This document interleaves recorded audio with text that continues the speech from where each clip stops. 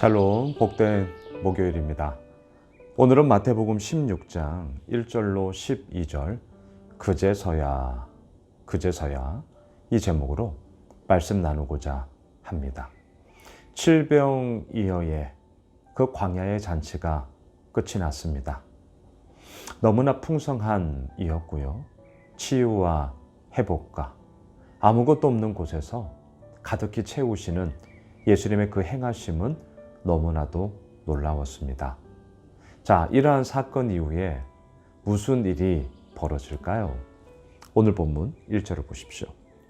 바리새인과 사두개인들이 와서 예수를 시험하여 하늘로부터 오는 표적 보이기를 청하니. 여러분, 바리새인과 사두개인들이 왔다. 이것에서부터 우리는 색안경을 낄 수밖에 없습니다. 왜냐하면 바리새인과 사두개인은요, 하나 될 수 없는 자들이었기 때문입니다. 대표적인 게 바리새인들은 영적 세계를 인정하며 또한 그것을 믿어야 된다. 천사가 있다, 부활이 있다, 이런 것들을 주장했습니다. 하지만 사두개인들은 영적 세계 없다, 부활 없다, 천사 없다, 이렇게 상반된 의견을 가지고 있던 자들이었습니다. 바리새인들은 종교적으로, 그래서 뭇 많은 백성들의 소위 인기를 얻었다면 사두개인들은 정치적으로 사람들의 또한 지지를 받으면서 그렇게 좀 상반된 길을 걸어갔던 자들이란 말이죠. 그런데 그들이 오늘 하나가 되었습니다. 그런데 참 슬픈 이야기가 무엇입니까? 왜 하나가 되었죠? 예수를 시험하여. 오늘 말씀의 결론이기도 한데요.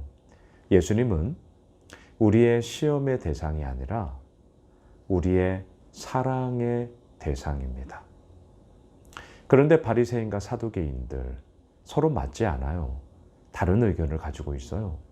그럼에도 불구하고 예수를 시험하는 것에 있어서는 마음을 하나로 모으는 이러한 어리석음들. 자, 이게 이제 오늘 말씀의 포인트가 되죠. 이들은 예수님을 시험하여 얘기합니다. 하늘로부터 오는 표적 보이기를 청하니. 여러분, 이미 하늘로부터 내려오는 표적은 사인이잖아요. 그러한 하나님의 살아계심, 예수 그리스도를 통하여 이루어 나가시는 그 놀라운 일, 이미 무수히 많은 사인이 이루어지고 있습니다. 뭐예요? 어제 우리가 보았던 칠병이요. 또한 마태복음 14장에 있었던 오병이요. 이뿐만이 아니잖아요.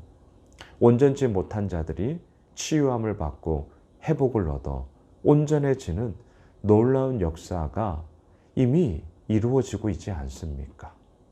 하지만 바리새인과 사두개인들은요, 예수를 시험하기 위하여, 예수를 믿기 위하여가 아니에요. 예수님을 사랑하기 때문이 아니에요. 예수님을 시험하기 위하여 다시금 표적을 구하고 있습니다. 예수님이 잘하셨어요. 4절로 내려가시죠. 악하고 음란한 세대가 표적을 구하나 요나의 표적밖에는 보여줄 표적이 없느니라 하시고 그들을 떠나 가시더라. 자, 사두개인과 바리새인들을 향하여 악하고 음란한 세대다라고 말씀하고 있습니다. 왜 악하고 음란한 세대입니까? 앞서 1절을 보았어요. 예수님을 시험하여. 너무나 악한 의도를 가지고 있기 때문이죠. 여러분, 사랑은 시험하는 것이 아니라 믿어주는 거죠. 사랑은 신뢰하는 거죠. 시험하고자 한다면 그 사랑은 어김없이 깨어지기 일쑤입니다. 악하고 음란한 세대. 왜 음란하다고 얘기해요? 성적인 방종과 성적 방탕, 자기의 욕망만을 채우고자 할 때 자신의 몸을 아무데나 내어주는 거잖아요. 그것이 진정 사랑을 갈구하는 것입니까? 아니요. 사랑을 다 깨버리는 것이죠. 사랑을 다 깨는 거예요. 지금 예수님은요, 자신을 찾아온 바리새인과 사두개인들, 예수님을 시험하고자 하는 이들의 본뜻을 잘 알고 있었습니다. 그래서 말씀하십니다. 요나의 표적밖에는 보일 표적이 없다. 요나의 표적, 이것이 이제 어디로 연결이 됩니까? 예수님의 십자가와 3일 만에 부활하심으로 연결이 되죠. 하지만 하물며 이 표적뿐만이겠습니까? 실은 이미 앞서도 말씀드린 것처럼 이미 예수님의 그 모든 사역 가운데 어마어마한 예수님의 그 사역, 표적, 놀라운 행하심을 이미 보여주셨단 말이죠. 하지만 이들은 그 예수 그리스도를 사랑하고자 함이 아니라 신뢰하고 믿고자 함이 아니라 뭐예요? 시험하고자 했다. 고로 악하고 음란한 세대였다. 잊지 마세요. 예수님은 시험의 대상이 아니라 사랑의 대상입니다. 사랑이란 무엇이냐고요? 시험하고자 하는 것이 아니라 믿어주고 신뢰하는 것이다. 자, 5절로 가시죠. 제자들이 건너편으로 갈새 떡 가져가기를 잊었더니 6절 예수께서 이르시되 삼가 바리새인과 사두개인들의 누룩을 주의하라 하시니. 그러자 이 제자들이 떡을 안 가져왔다고 예수님이 책망하는 줄 알고 서로 막 설왕설래를 해요. 예수님이 8절 보세요. 예수께서 아시고 이르시되 믿음이 작은 자들아 어찌 떡이 없으므로 서로 논의하느냐. 예수님의 본래 의도가 뭔지를 제자들은 여전히 몰랐습니다. 그러자 이 제자들을 향하여서 오늘 8절 믿음이 작은 자들아 라고 말씀하세요. 자, 오늘 두 가지의 호칭이 나왔습니다. 앞서 첫 번째 악하고 음란한 세대, 바리새인과 사두개인들이죠. 자, 두 번째 제자들을 향하여서는 믿음이 작은 자들아 라고 얘기합니다. 믿음이 없는 자들아가 아니에요. 작은 자들아. 자, 그럼 질문. 믿음이 작다라고 할 때 뭐가 작은 거예요? 도대체 뭘 어떻게 했기에 작다고 말씀하시죠? 오늘 본문에 보시면요. 두 가지를 얘기해요. 9절을 보시죠. 너희가 아직도 깨닫지 못하느냐? 떡 5개로 5,000명을 먹이고 주운 것이 몇 바구니며. 자, 믿음이 작다라고 할 때 뭐가 작냐고요? 아직도 깨닫지 못하는 거예요. 아직도 깨닫지 못하는 거. 또한 믿음이 작다는 게 뭔 줄 아세요? 10절. 떡 7개로 4,000명을 먹이고 주운 것이 몇 강줄이었는지를 기억하지 못하느냐. 기억하지 못하는 거예요. 자, 여러분. 믿음이 작다라고 할 때 그 작음은 뭐예요? 단지 헌신을 잘 하지 못하고 교회 열심히 잘 나오지 못하고 주일 성수 가끔 빼먹고 이런 게 믿음이 작은 겁니까? 예, 작은 거죠. 작은 거 맞아요.